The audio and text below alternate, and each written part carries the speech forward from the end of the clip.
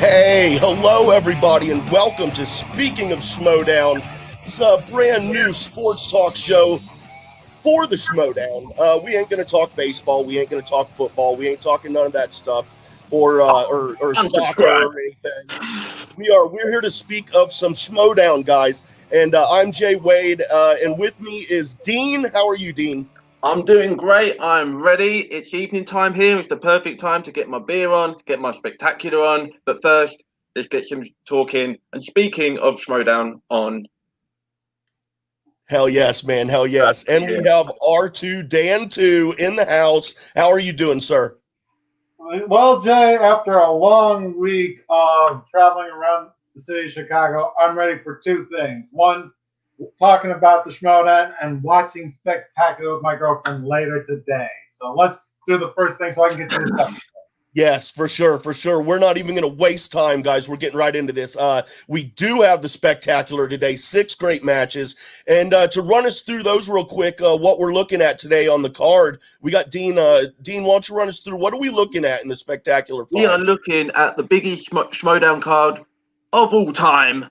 And first up, we have the biggest Star Wars match of all time. We got champion Alex the Demon Damon going up. Tournament sensation squad leader Ace Cabrera, 5 rounds.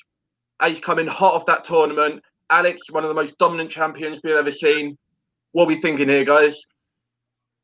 Well, I think Alex is going to win this. He's been the winner. He's been the champion for over 880 days consecutively. He's had 3 title defenses.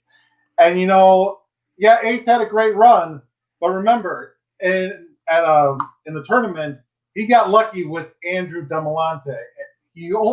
Andrew missed that 5-point question. If Andrew had got a different number or a different question, it'd be Andrew Demolante in this match and not Ace. So I'm saying I'm not counting Ace giving. I'm counting Ace giving us a good match, but I think Andrew's going to win. Alex is going to win. Yeah, and I'm with you. I have seen, and it's not that I don't think Ace can do it. I think Ace can absolutely do it. The issue is our champion here, Alex the Demon Damon. I've never seen anything from him to suggest that he's in trouble from anyone or he has any reason to feel threatened by anyone. So that's why I'm going with him. However, I will say that I've said from the beginning of this season that I'm a swag and a den guy, drip baby. So there is a small part of me that's rooting for Ace. But who do I think is going to win? Yeah, I think it's going to be Damon. Right, guys, here's where you're wrong, okay? See, Alex Damon may have been the champion for 880 days. How many matches has he played? How many times has he played more than one match a month? Nobody's ever done anything like this. Granted, nobody's had the opportunity to play. Oh, by the way, I'm going Ace.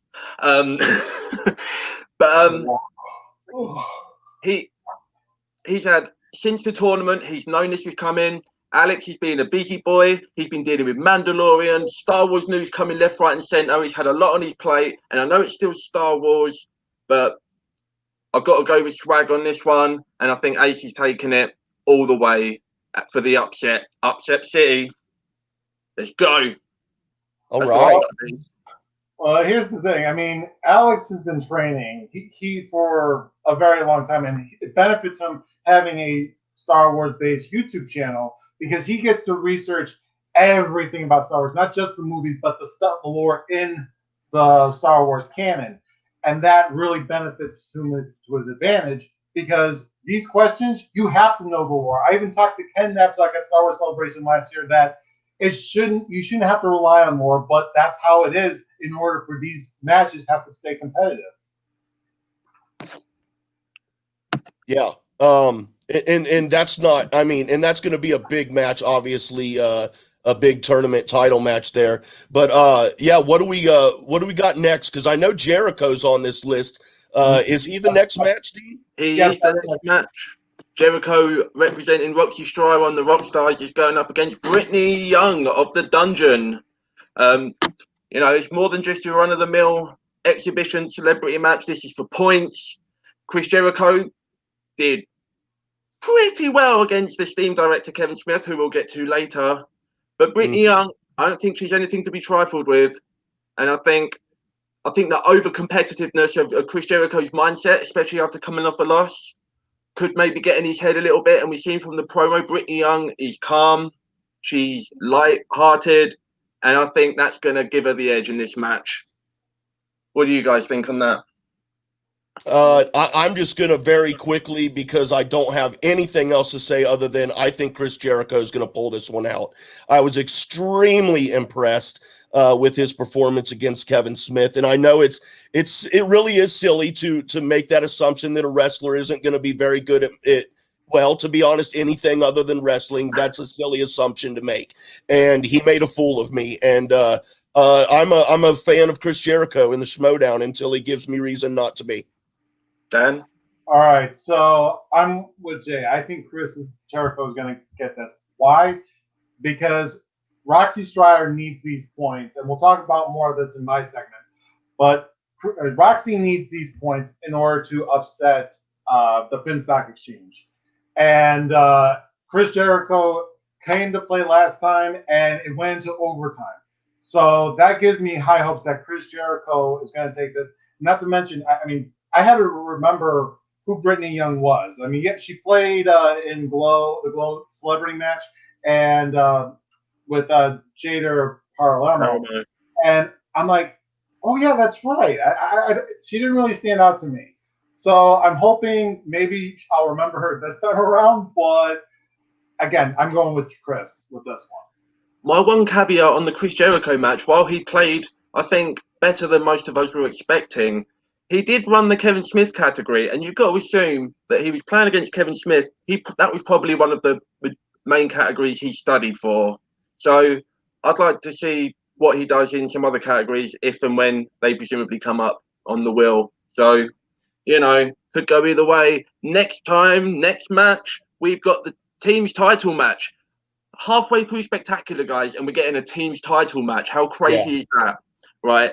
And not only is it any team titles match, we've got Shazam representing Coy in the Quirky merch going against Roxy Strider. There's that stick in the mud name again. with the Odd Couple, who had an impressive trek through that tournament, managed to take out Deception, which I think by that point was a lot of people's favourites to get through their side of the bracket. Jay, what you got? Who you got? I'm gonna have to take the Odd Couple in this one. It's nothing against Shazam. I've said in the past, and I've noticed in the past that the kid, as good as he is, when he does make some mistakes or he messes up, I think he's a little too hard on himself, and I think it maybe affects his game a little bit. I hope nothing like that happens, but if that happens, I think it might be the end of him. And but the Odd Couple are on such a roll that they're just such an odd couple. How can you not root for them?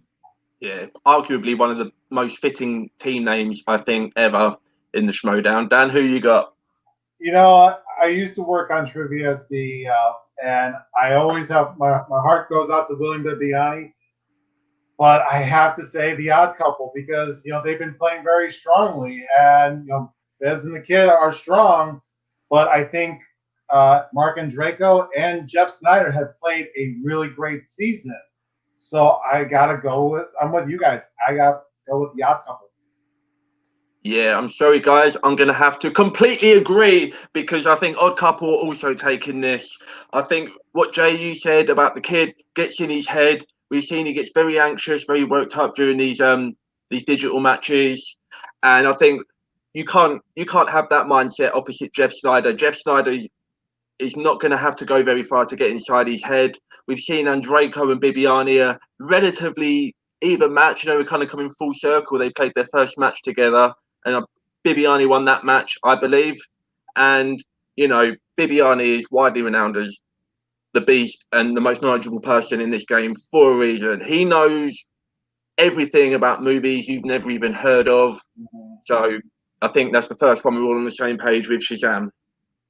Yeah.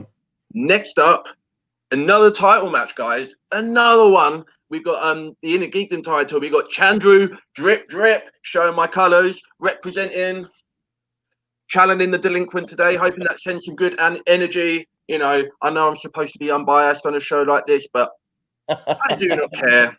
Chandru going up against Chance Ellison, running through the Inner Geekdom tournament, taking his old mentor, Mike Kalinowski, no less, in the finals.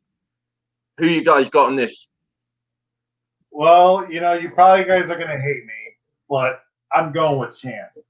Because from this whole season, yes, he's had a pretty okay season, but after the singles tournament, he was so distraught with losing to Liz Shannon Miller, and it's by that 5-point question. So he really has been training. I'm thinking he has been training with Mike and Shannon to make sure he has got this belt, because Chandru is going to be a I know it's not his moniker, but he's going to be a beast to handle. But I think Chance has got this. If I had $5, I'll put $5 on Chance. If I had $50, I'd put $50 on Chandru. Yeah. Yes, Chandru he's young, he's cocky, he's good. His character work is stellar. And the best part is, if you believe him, when he says this, he doesn't even think he's a heel, and that's what makes him the best. But he's good. He is so good. When I first was introduced to him in the Schmoedown, I was like, who the hell is this kid? And I didn't get it. I get it, and I'm a huge fan now. And I see in the comments here, James Martin agrees from the past one about the odd couple. I'm sorry, but I don't think that's going to happen. Or that is going to happen. Sorry. Thanks for agreeing with us.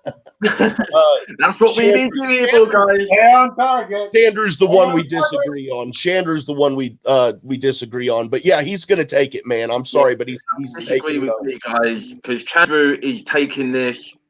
No problem. Chance, he was in that singles tournament in between the Inner Geekdom tournament and this very match at Spectacular. Chandru has had, when was the last match he played, Dan? You probably know that. Oh, yeah. He played, it was Liz Shannon Miller. And Chandru's like, when was the last Inner Geekdom title match with Smith? Oh, jeez. It's been months, right, guys? Yeah, it's been months. And this guy has a PhD. He has a PhD. That is a pretty huge diploma, everybody. And he is going to use that. I have a bachelor's degree, and I have a bachelor's degree. What does that make me? So, but listen, well, you're going to be wrong in this prediction with your bachelor's. They record these matches months in advance.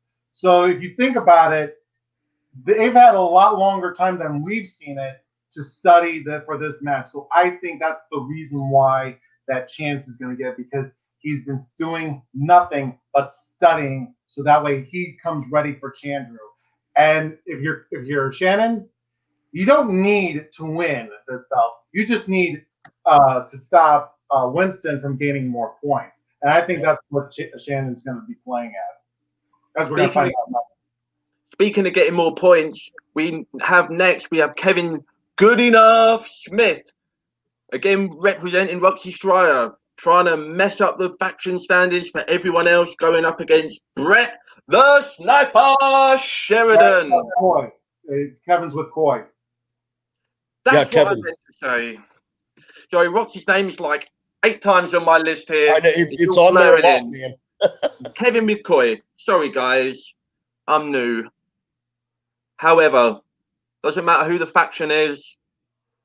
The Sniper is coming in from a long distance. Kevin Smith isn't going to know what to make of this guy. I've got my own suspicions that maybe it's not exactly Brett that we see coming into this match, which could give a massive X factor that Kevin Smith is just not going to see come in, completely blindsided. I'm taking Brett. Who you guys got? I'm taking the Flirt and Flouse because that's who's gonna show up, and I think he's been studying his ass off. Whether it's the Flirt and Flouse or Brett, I think he really has been studying behind the scenes, and I think he's gonna pull this win out, man. Dan, I think Kevin's gonna win. I mean, I haven't been impressed with Brett, and I just think Kevin knows more about movies because he's a director. He's directed some of our favorite movies. Of course he's going to win. Come on, guys. Yep. Right. And for the finale, potentially the finale, we have Dan Murrell, dangerous Dan Murrell, goes up against rookie sensation Adam Collins for the singles championship of the world. Jay, who you got? Collins is going to come in with the upset. I don't want it to happen. I'm a huge fan of Murrell. I want him to end up retiring a champion whenever that time would come for him to step down officially. But I think Collins is going to come in with the upset, man. Dan, do you agree? Yeah, I have to go with Collins as well because Dan. Wow. We love him. I mean, hey, as a Dan myself, I love Dan, but he hasn't had the strongest season. He lost the team's belt to Corruption, and they lost the team's title match. So I haven't, and he barely defended his belt against Ethan Irwin and Ben Bateman. So I have to say Adam Collins, just for those reasons alone. Oh man, I never thought in the history of the Schmoedown I would see the day where 2/3 of a room went against Dan Murrell. I cannot believe it. And that's right. I'm taking Dan Murrell. He's angry. He's dangerous. I have to say, I have to go with Collins. He's been showing us consistently that he is proven. The big thing is that that final round, because we've seen him stumble in that round before, but honestly, I've seen more consistency from Adam than Dan. Yeah.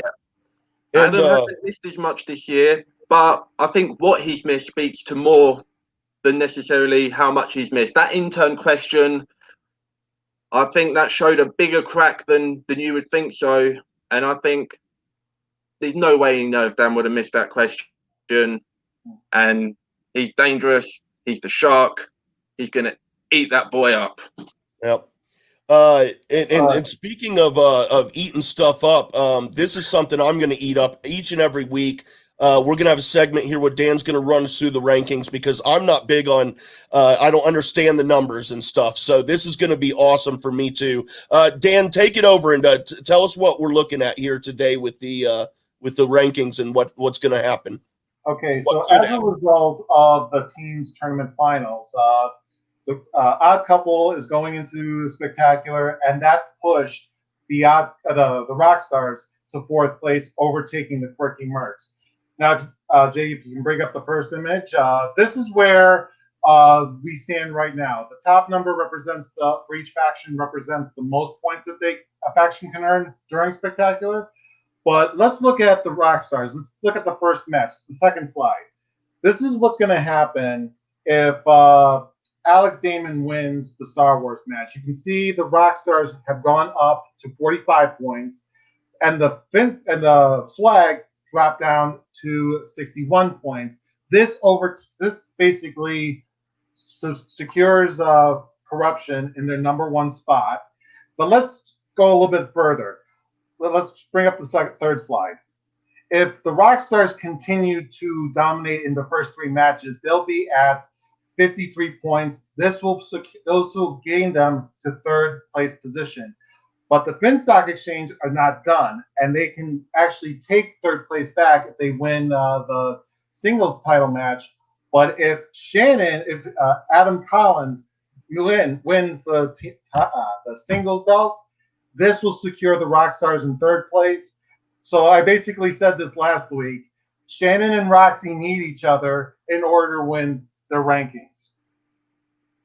And I saw somewhere that it is theoretically possible for the Rock Stars to take this whole thing if they win all of their matches by knockout. Is that right?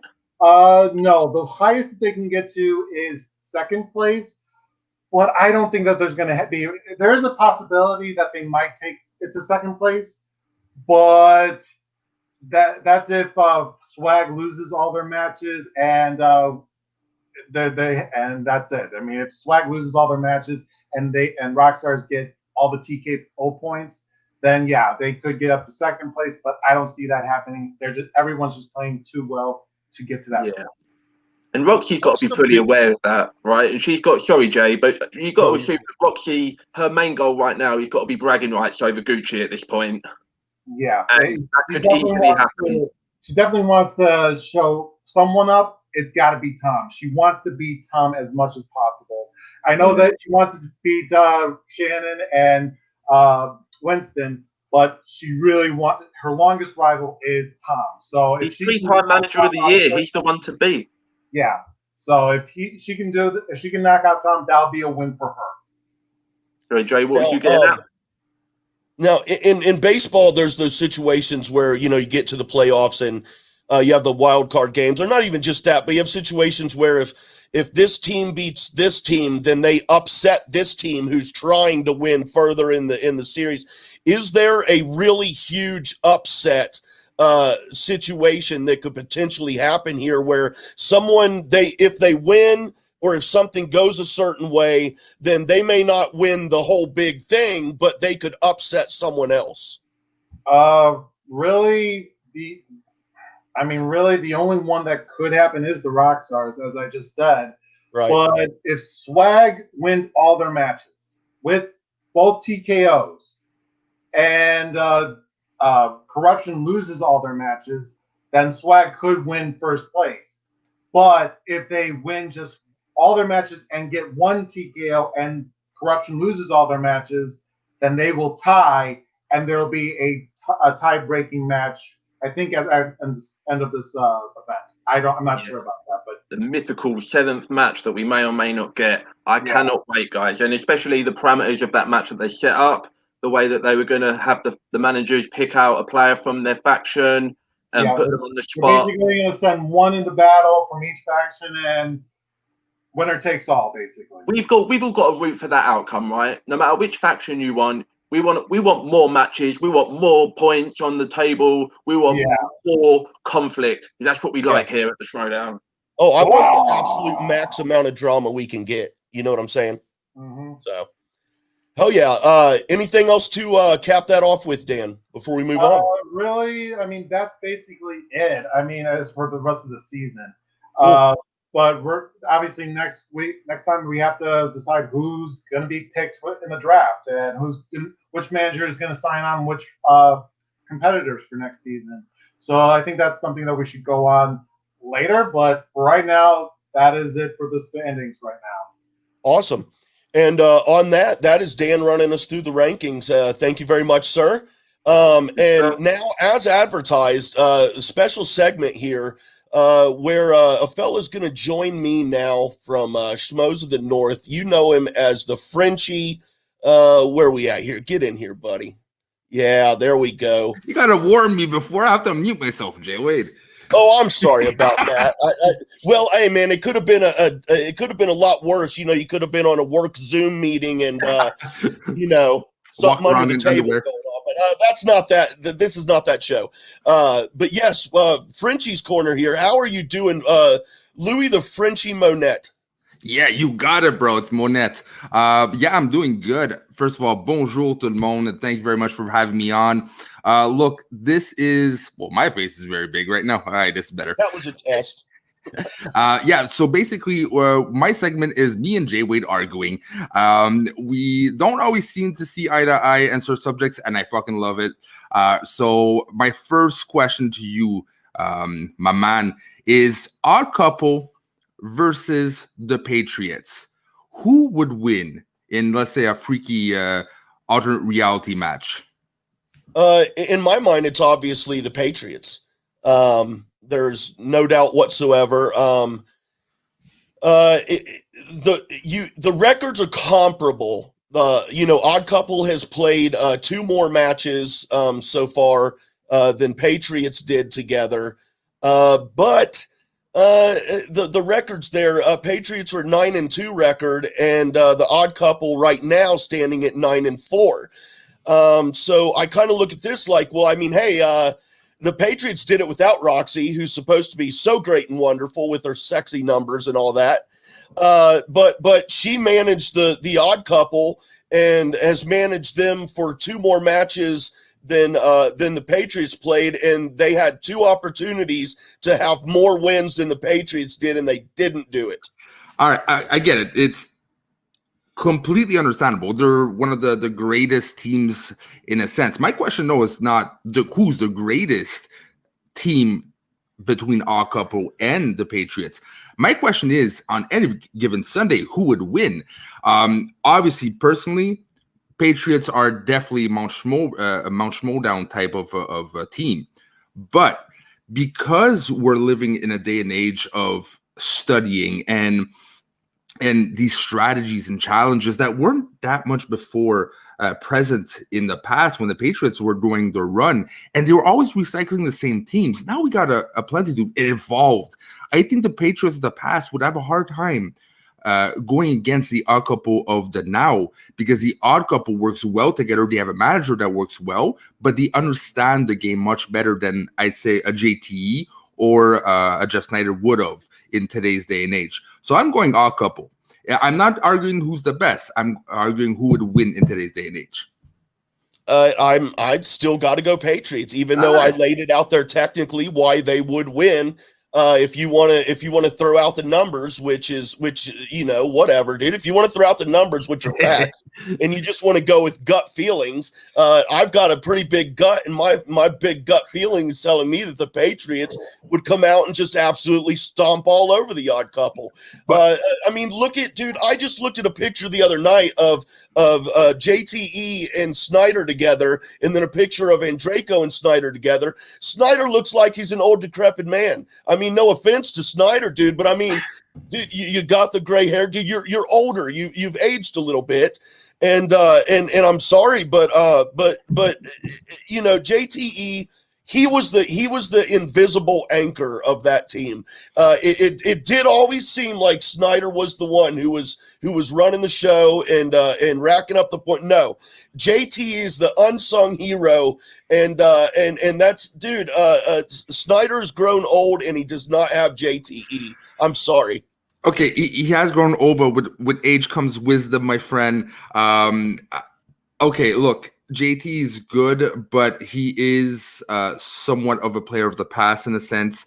Look, I'm not saying that they would absolutely destroy the Patriots. It would be close, but he's a current player. Exactly, and he didn't impress me. They had to bring him at the end. Is he a current player or is he a player of the past? His style is a player of the past. All right, continue. All right. So, we'll agree to disagree. Like probably many times we're going to agree to disagree. Next question is, who is behind the Schmoedown? We're probably going to get it revealed very soon, actually, and I'm really curious on who your thoughts is going. I'll start with me though, and this might seem crazy or very like left field because I haven't seen it in the comments. But I really, really think that if you look on who they chose to play the storyline, right, the crazy person, the way it kind of abruptly ended their partnership and his career in Schmoedown, and it almost felt like Harloff had a hand in it. I think it's the Godfather. I think it's McQueenie. It might seem like an unobvious choice because he said, oh, he's busy with work. But, scheduling can happen. Harloff might have seen the right opportunity to give him a storyline and continue him on once he comes back. And I think McQueenie might be like on a revenge tour to fix the problems of Schmoedown to get some justice back because he always wanted the belt. It's I always love this. Everyone's like, the Schmoedown conspiracy theory here. Who's behind it, dude? The idea of a Schmoedown is a conspiracy theory, dude. It's ridiculous. There is no such thing. I can't believe we're devoting time to it. And I mean, if we want to talk about things that don't exist as if they did, hell, I saw mommy kissing Santa Claus last Christmas. Was she happy? Dude, get out of here! Come on. But dude, look, take a long walk until you fall off that flat Earth, buddy. I got a parachute. No, but look, I get what you mean, but the storyline is real. Harloff is look, technically, who's behind the Schmoedown? Harloff. It's his story. It's like corruption, just made very down low. But there's definitely someone appointed behind that. But look, if you wanna believe it's all conspiracy, it isn't. It doesn't exist. You're in for a surprise next season. I have a feeling it's going to be pure. There's only one conspiracy theory that is actually true, and it's not even, and it's still even half. Like people don't even really know. But dude, okay, Okay, since you want to talk about fake stuff, I'll bring up one that's actually real here, dude. The mob. Okay, Frank Sinatra, he wasn't only Marilyn Monroe's pimp, dude. He was cozy with the mob. And he was pissed off. He was pissed off at JFK because JFK stopped purchasing the services of Marilyn. And for that reason, he colluded with the mob and Cuba to assassinate JFK. And you know what the worst part of this is? Lyndon B. Johnson knew the whole time and he never did a thing to stop it, dude. Okay, but you say yourself, it's the mob. His fucking nickname is the Godfather. Enough said. Russia. Don't make me choke, Jay. All right, so that's it for my segment. It was a little back and forth. Actually, we want to know from your side. What are your opinions on the two subjects we talked about? Very soon, you'll be able to call this phone line, give your opinions on anything Schmoedown, and also the questions we just talked about. So read that number, take that number a note, and be ready to take phone calls soon.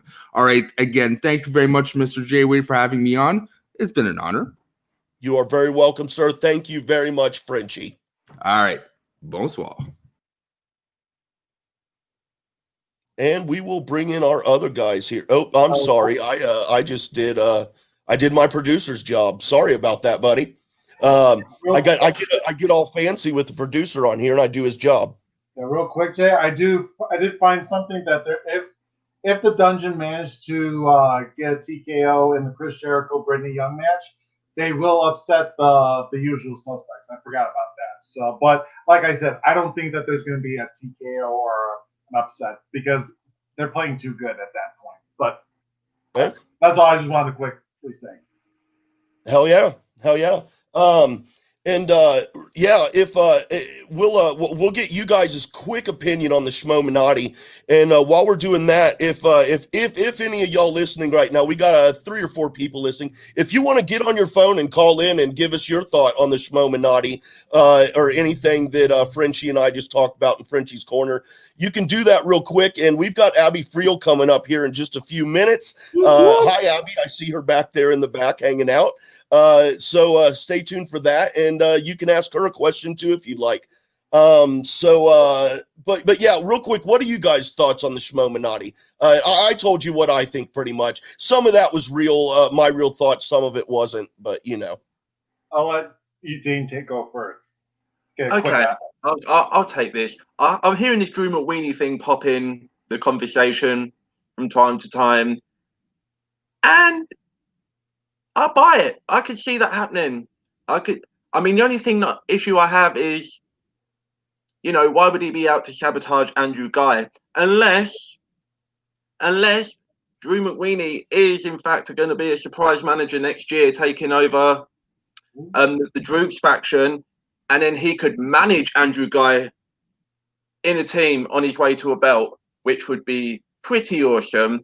I'm not 100% sure the circumstances that led to McWeeny abandoning this wonderful ship that we like, but I could easily see him fitting into a managerial position. In fact, I was watching the other day on the Schmoedown Quick Clips channel, and one of the old clips of Quick Clips of Drew McWeeny intimidating the hell out of Thad Williams. And if anyone could run a shady organization, it is that scary man.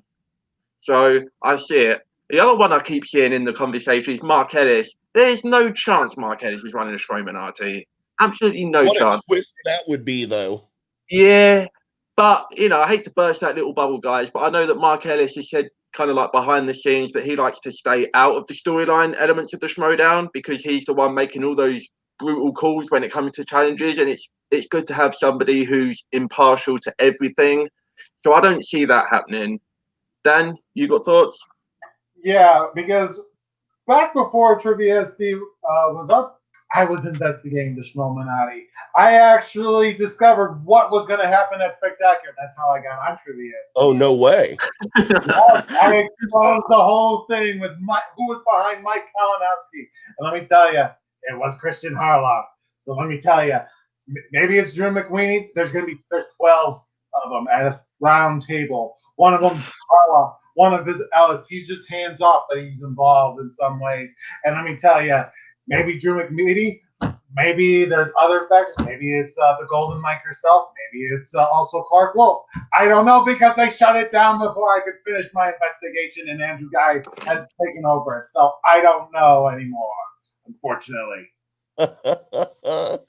Hey, I won't count out any of those possibilities if it's even true. I believe more in the conspiracy of Frank Sinatra, the mob, Cuba, and LBJ assassinating JFK more than I believe in a Schmoedown maybe. That's over my head. I don't know anything about history. All I know is about the Schmoedown numbers. One last quick thing about the Schmoedown before we move on. Somebody set up a Facebook group for the Schmoedown, and that got recommended to me to join. Nice try, guys. But I'm not joining a Schmoedown group because that is exactly how they want to you. They hacked my Facebook somehow because they posted on the Facebook group that the Schmoedown doesn't exist. I'm like, I didn't write that. That was the Schmoedown. Don't go near it without a VPN. I don't know who they are, but they exist. Oh man! Now you guys all have me excited for it. Now I don't care about any of the matches. I just He's a believer. What's going on with the Schmoedown? Is it real or not, man? I might have to revisit Kim Trails and the moon landing hoax. I don't know. I might be a believer now. Oh, maybe we really did land on the moon. I don't know. That's real. Schmoedown. That's the conspiracy theory. I really did see Mommy kissing Santa Claus though last Christmas. But they use protection. I never saw that. I was away. No, I was away.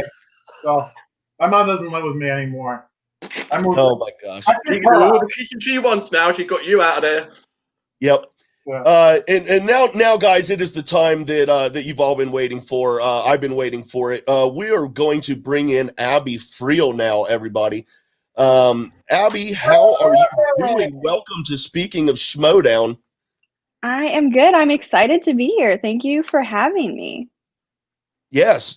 Well, I mean, I was bouncing around some people and man, she writes questions, and this is she's one of the question writers there, and this is a big day of some big matches here. And this may be a silly question, I don't know, but do you know how many of your questions that you specifically wrote are being used today? I don't know exactly. A lot of it, like with IG and Star Wars, was like questions that we all wrote from the tournament, and we almost just because it was just one match, and it's been a while since those leagues have had those divisions have had a match, so it was kind of just using the ones that we didn't use for the championship, if that makes sense. So right. Is there a cut? This year's been weird, like with the COVID and the movies and the releases. So I'm just not aware. Has there been a cutoff point as to like how many movies from this year are there going to be any? Or is Tenet even like new releases? Would it even be considered in there since this is such a weird year? I personally still get confused about that. I ask PJ and the other writers a lot. To my understanding, a movie that was supposed to have a theatrical release, and ones that did, like Tenet or like New Mutants and Mulan would definitely count. Hamilton is even up there. So it's messy because it's 2020, but to answer your question, yes. We go by the Oscar rules. If it's close to streaming, but you have a release date, then yeah, for sure. Yeah, but those Oscar rules are bound to change as well, right? And this whole situation is going to have to be reviewed, I presume, or is currently being reviewed at length in preparation for next season. Yeah. So I mean, I don't know if they're going to announce anything about that kind of stuff during Spectacular, but we'll see. Yeah, I'm not sure what they will announce. I can tell you, I think it's also common knowledge is that there is a finished rule book. So, and it is officially done. Let's not even get me started on that. I am one of the ones who leads the charge. I feel the rule book in its entirety should be released to the public, and I think I don't understand why it's not. I think it's wrong. But I have a whole different stance on that I could go on and ramble on about for 10 minutes. And, Yeah, what do you guys have? I know you guys got something you want to ask Abby here. I got some more things I want to ask her, but I'll let you guys ask her some stuff here. I got a question about some questions. When you're writing these questions, do you ever write questions with specific competitors in mind? Obviously, you've got no guarantee that that's ever going to come up for that person in that match, but you must write a question. Think, oh, so and so knows that movie, or oh, it'd be really fun if this person got tripped up by this question. That's got to be going through your head, or do you try and intentionally keep them as neutral in that way as possible? I try to keep it as neutral as possible. Sometimes I'm not really necessarily in charge of putting. So I did all of the round ones for both the singles and teams tournament, but I still didn't even. I just made I made the matches, and then PJ assigned those matches to or the list of questions to those matches. So I try to write as much as possible without certain competitors in mind, because then to me that would be like a little bit of not cheating, but just influencing the game. So I try not to do that, just because it's like, oh, I know that Ben Bateman wouldn't know this, so I'm gonna I try not to do that. Yeah. You've never had to revise a question because you thought, oh, if this comes up, this group of people or this amount of players might just get that too easily versus other people finding it overly difficult, and you're just trying to find that middle ground. I don't envy the job. I really don't. It's very messy for the whole team. Well, I got a question. So this involves with super deep cut questions. I mean, how do you have to have the super deep cut questions to make it a little bit more challenging, especially when you have Willie Bibiani knowing everything, and obviously with the inner geekdom, like when you're going against Mike or Kevin Smets or Chandru, you have to get really deep cut. So do you have to do you have an editing process on if it's, because we've seen time and time again that if it's worded wrong, maybe it gets challenged. Do you have an editor or an editing process where you can? Yeah. We have an editor on the team. Her name is Liz. If you guys know Maxwell Haddad, it's his wife. And she goes through and edits all the questions and double checks and fact checks. She joined the team in the second half of the season, but that makes sense. Yeah. So, yeah. Yeah, I imagine there must have been a meeting in the middle of this season somewhere, guys, these challenges, we got to bring those numbers down on the challenges. Yeah. She doesn't write any questions; she just reviews them. There's been a lot of talk, and not just this season, but over the season. There's always some matches where people question, it was technically a 5-point question, but it really maybe should have been a 1-point question. Situations like that. As a question writer, I would assume you would, but how do you take that into account when you're writing questions? How do you determine that kind of thing? And is there a specific situation that you can recall or that you feel like sharing where there's been a question asked like a 5-pointer, but even you sat there and was like, I don't know if that was really a 5-pointer. That was a little easy. There's been stuff like that. Even people might write questions, and even as the writers, we might change the point value. So it's kind of among it's always up for debate for sure. Something that is just so hard about writing and the point values is movies are so subjective. I am one of the youngest people involved in the Schmoedown, so something that is easy to me can be hard for someone like John Roca, not to expose him for being old, but we just but just our movie, everyone's experiences with movies and the ones that they've seen are so different. So it's a hard thing to figure out, but there hasn't been too many moments this year that I've thought that point value was not correct. It's usually, if the challenge is a challenge, it's usually pretty valid, but we work pretty hard to make sure that everything's in good shape and everything is correct. Now, if there is a challenge issued, and I'm sorry, Dan, 1 second. If there is a challenge issued, and someone, what's that? Let me ask this one question real quick because Oh, go for it. So you said like there's a point system to each question. So based on my understanding was that you had a list of questions with categories, and you picked the numbers, and that was the question.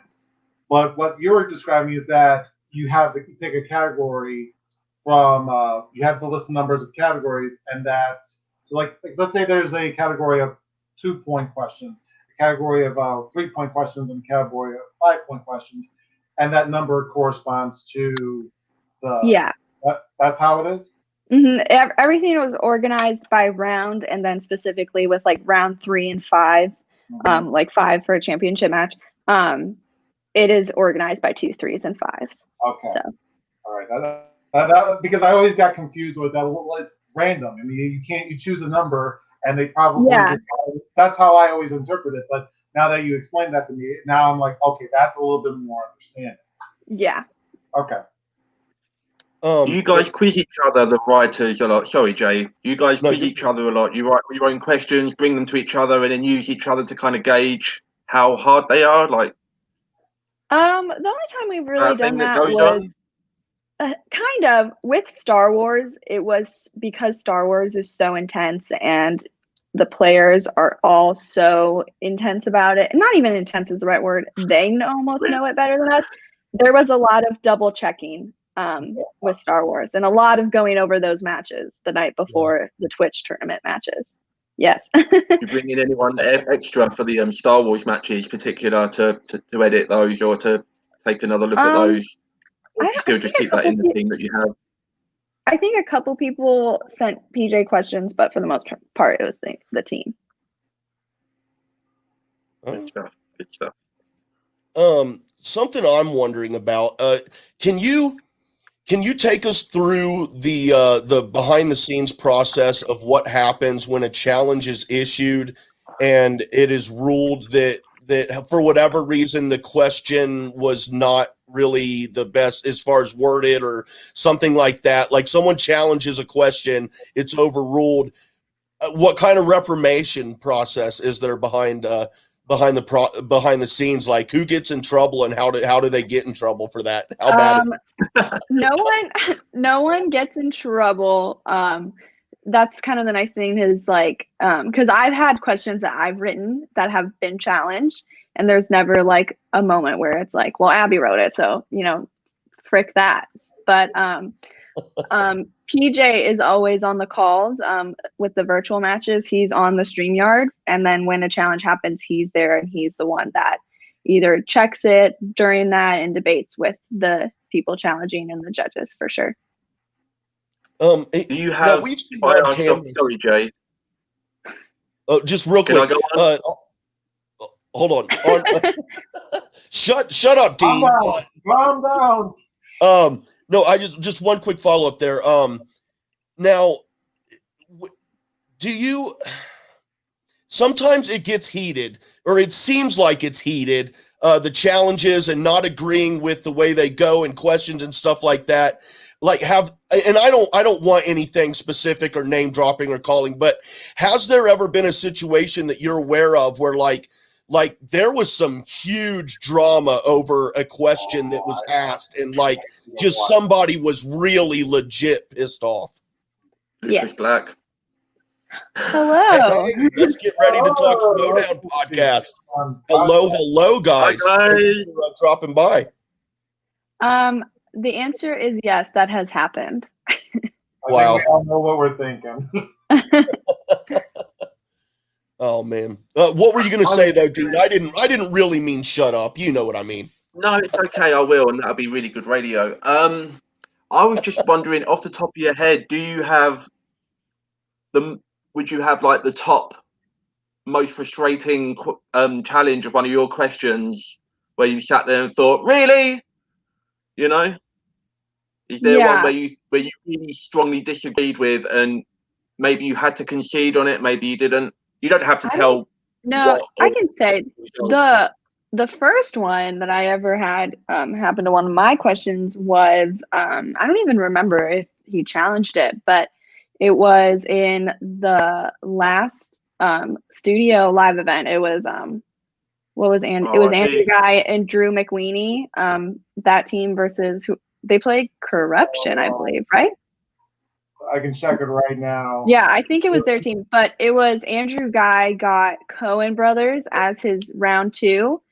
And I had a question about the release date, and he argued that a question about a Coen Brothers release date should be in release dates and not Coen Brothers round 2, and I disagreed. So that's lame. That's lame. Yeah. You know, we there's so many questions that must fit into so many different categories.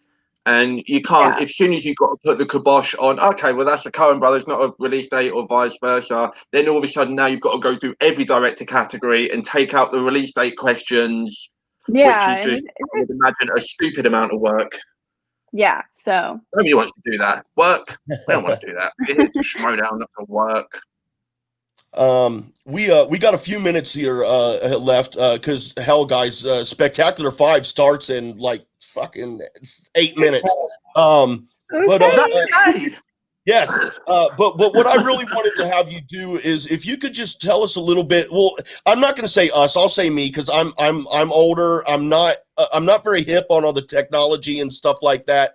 But I do know that you are blowing up TikTok with Schmoedown. Can you just tell, if you were going to try to tell an old guy like me what TikTok is and how it works exactly and how it benefits the Schmoedown, what would you tell me? Yeah, well, the TikTok itself is a short form app, short form video app. And so videos are 15 to 60 seconds, and it's got literally everything. The like stereotype is that it's teenagers dancing, but there is stuff for every fandom on TikTok. There is so much. There's comedy, there's stuff about movies, there's literally everything has a TikTok community. And Schmoedown itself, it's definitely the mission right now is just to expose more people to the brand of the show. And we are doing that. And that people are commenting and asking, like, where can I watch this? And like, what is this channel? So that's the main focus on the TikTok right now, for sure. So what I've been posting is old Schmoedown matches and like old Star Wars and IG. But so maybe for you guys, if you want to rewatch the Schmoedown in 1 minute segments, that would be fun. But it's mostly for new fans. I like your last one about your choices on. Yes. Oh yeah. I watched that probably 4 or 5 times on replay. Just like, that's awesome. It was fun to make for sure. I was going to do a response to that, but then I was thinking, should I just write left, right, and I was thinking, is it my left or is it Abby's left? And I confused myself, and I really never thought it. And then I figured, hey, you can come here for your predictions. I don't know. with the conversion factor, I don't know. Now I'm all twisted. Right. And how embarrassing. Our first. And real quick, Abby, seeing as you're the social media guru of the Schmoedown, what can I do to boost my Instagram following? Yes, I want to know too. I've actually already asked Abby this, like 3 weeks ago. Yeah. Didn't work, huh? Take a picture of yourself every day. Yeah. Hashtags and, get aesthetic pictures, and a good selfie never hurt, Cool. Yeah. I just might have to try that. Maybe I'll post out a selfie today, see what happens, and use a bunch of hashtags. So yeah. Well, Abby, thank you very much for your time here today. Had an absolute pleasure talking to you, and you're more than welcome back anytime. And if I don't ask you back soon enough and you want to come back, just hit me up and say, hey, man. I will. So for sure. Thank you for having me on. Yeah, and thank you. Thank you for what you do to contribute to Schmoedown, because I mean, I think that a lot of people are often overlooked, and those are the people behind the scenes, such as yourself, David B. with music, Nerd Chronic with editing. It's not just the on camera people, the commentators and the competitors, but I mean, dude, you're writing the questions. You're like the script writer that makes the words for the actors to say in great movies. Yeah. So. Thank you very much for what you do. Thank you for coming and be on the show, Abby, for our very first show. I will for sure come back. So yep. You want to tell people where they can find you at real quick on social media? yeah, y'all can find me at Abigail Friel on everything, and follow the Schmoedown TikTok at the Schmoedown if you are not already following it. So what's the current count? the 28.6 Wow. K. So Excellent. Woo. Good work. Good work. Thank you for what you do. One less Thank than you. me. And have a great afternoon. Enjoy the spectacular, Abby. yeah, you too. I can say that I've seen it. It's very good. All I was right. going to ask that question. I very nearly asked that question, and I didn't want to, but That's okay. Good stuff. Yep. Yeah. All right. Have a Okay. great day, Abby. Thank you. Yeah. Thank you, guys. Bye. Abby Friel, everybody. She's an absolute delight. Had the pleasure of having her on another show that I do. Go Get That Rose on a different feed. She's a delight. So thank you, Abby, for your time. That's it for us, guys. We're going to wrap this up here right now because we got big events coming. I still got to go get my soda pop and my popcorn ready. Dean, for anyone listening, you want to tell them where they can find you at on the social media? Find me on this chair for the next 8 hours, drinking many of these, watching Spectacular, and also maybe I might throw up some reactions on my Twitter at Dean Lewis 20,099. That's 2099, and come and get me there. And on this show every week from now on, forever. Hell yeah. R2, Dan 2 down there. Where can folks follow you at, man? What do you got going on there on Yeah, social? you can follow me on Twitter at Dan Dolinsky, at Dan Dolinsky. I usually post my weekly faction forecast all season long. Obviously, the last forecast went up last week. So, but I will have some interesting posts throughout the off season. I have a theory that we might have some unattainable scores that we'll never see in the Schmoedown, and I'm working on it, and we'll see if I can get it done with it by the time the next season starts. So, hell yeah, maybe you'll have to present your findings on here. oh yeah. And if you guys want to, you can follow me on the Twitter at jwade1134. That is the letter J, WADE 1134. You can also follow Louis the Frenchie Monette at Northern Schmo on the Twitter. He's from Schmo's the North there. Great stuff going on over there. So check them out as well. And also on the Twitter, the JCast Network is where you can find the network here that is bringing you this show. Speaking of Schmoedown, and speaking of Schmoedown, guys, it's time to go out there and turn on the Spectacular 5. Thank you all very much for joining us. We'll be back next week at our regular time, which will be 11:30 a.m. Pacific time, 2:30 p.m. Eastern time. And as of now, looks like we got Nerd Chronic coming on next week. So we will see you then, guys. Everyone have a great and safe day. Peace out. Bye.